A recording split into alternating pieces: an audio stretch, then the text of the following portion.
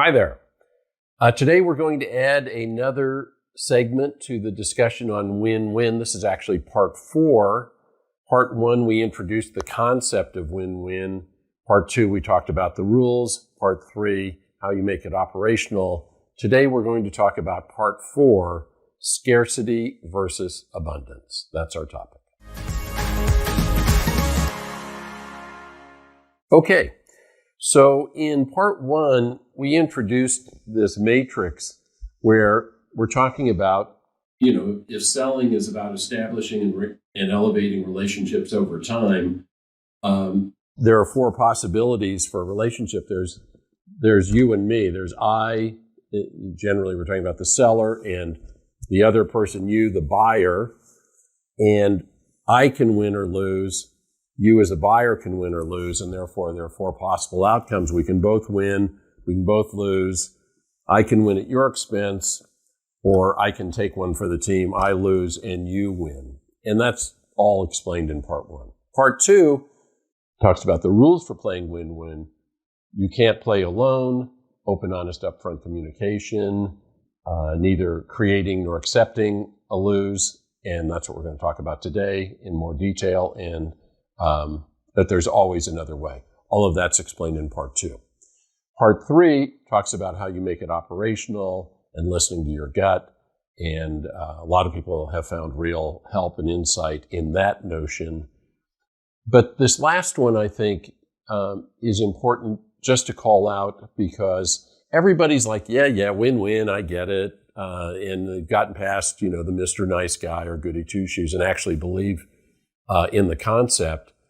But I mentioned that one of the rules of win-win is making sure you're not creating a lose for the other person, but it's also making sure that you're not accepting a lose yourself.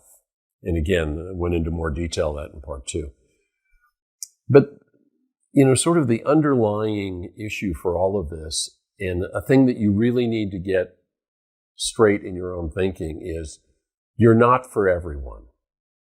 And no matter, how strong your belief is in your products or services or your company's offerings, no matter how much you believe that, everybody would benefit from, the things that you and your company deliver, it's just not true. I mean, you're not for everyone.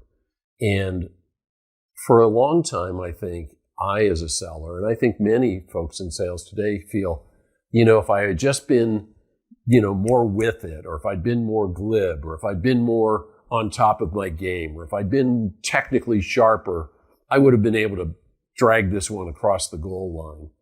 And, the thinking there, the underlying thinking, is that you are for everyone, that I should be able to sell or close everyone. And it's kind of that whole notion, good sellers can talk the birds out of the trees or sell snow to Eskimos, or, it's nonsense. Okay. You're not for everyone. And one of the tough things, I think, for folks is walking away from an opportunity. I'm not saying you should walk away from everything. I'm not talking about when it gets tough. When the going gets tough, the tough get going, they leave. Not what I'm saying. What I am saying is, very simply, you're not for everyone. And there are 2, I think, complementary notions to this to make it a reality. And the first is, to play win-win requires both courage, which I talk about in part 2, but also compassion. Okay? So courage means not accepting a lose, having the gumption, having the backbone to say, you know what, that's not going to work for us, Mr. or Ms. Buyer. We need to keep exploring this, or we need to admit it's not a good fit. So it's having the courage to actually say that out loud with whoever the other party is. And it's also having enough compassion, this one here, so that you feel for the other person and are not willing to impose or have them accept a lose for whatever reason. That's how you get to win-win, this great, ongoing, strong, and evolving relationship over time, is that you have the courage to take care of yourself and the compassion to look out for the other person. So that's, very simple way of saying it. But the other part of it, and I think they go together, is scarcity versus abundance. And I think too often people in sales are coming from scarcity rather than abundance. And if you're feeling that you've got to make it happen, or your sales manager is on top of you, or you're behind quota and, man, I really need this one, you're coming from scarcity, and that's going to work against you having the courage or having the compassion to make sure that you wind up here. Einstein once said, the most important question you can answer is, do you believe the universe is friendly? And I guess a way that I would paraphrase that is, do you believe the universe is abundant? And I would say universally, and I've looked at thousands and thousands of blue sheets from strategic selling, and along with that, thousands and thousands of sales funnels.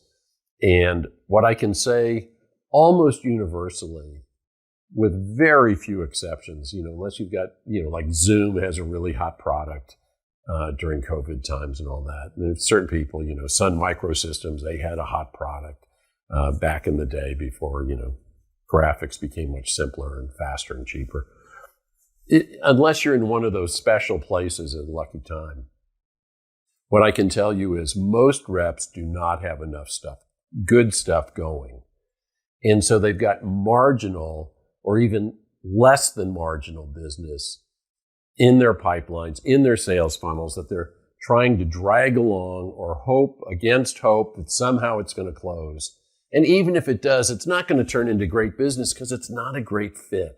And the only reason it's in there is because you feel you need it and you don't recognize that there's a lot of other great opportunity out there. Plenty of fish, as they say, if you will let go of this and embrace this. I'll leave you with one story that I think really sort of is a good example of coming from scarcity. I had done a strategic selling program for a company up in the Pacific Northwest, and I was called back a year later to do some coaching. And for those of you who don't know, in strategic selling, there's a sheet, a form where it all comes together called the blue sheet because it's blue. And it's a way of looking at an opportunity and sort of analyzing it, figuring out what the options are and so on. And we had reviewed some of the concepts early in the day, and then we were doing the blue sheet session, blue sheet reviews in the afternoon. And this one rep is going through it, and he had red flags, which are, things, either information you don't know or uncertain about or working against you for whatever reason, negative ratings and so on. And it was just a mess. I mean, he said, yeah, well, there are a number of folks involved here, but I haven't been able to get to them. This is the only person I can talk to. And that person, keeps telling me they don't need it. And, it was just a mess. And everybody's like listening to him present and then looking at me and listening to him present and looking at me. And it's like, is anybody going to say anything here? And finally, it was just so obvious that it was not a good thing. And I said, when he got through explaining it was time for questions and comments, I said, okay, well, I have a comment. And he said, what's that? I said, this is crap, right? And he looked me dead in the eye. And he was completely serious when he said, I know it's crap, but it's the best crap I've got. That's very sad. And, everybody kind of got a laugh out of it, but it's not funny. He clearly was coming from scarcity. And when you do that, when you come from that place, then you basically will do whatever you have to do, accept whatever terms or requirements you have to accept to make this thing close. and it's not going to be a good experience for anybody. So that's, I think, a thing to really get, at gut level is it is an abundant universe. And too often people are hanging on to opportunities and dragging them along. And the problem with that is not only is it taking a lot of time and energy to do that, but the cost of missed opportunities that you're not identifying and going after while you're doing that is enormous. Okay? So final thoughts here. Courage and compassion, yes and yes. Abundance, yes. Those are the keys to me. Those are the icing on the win-win cake. I hope you enjoy it.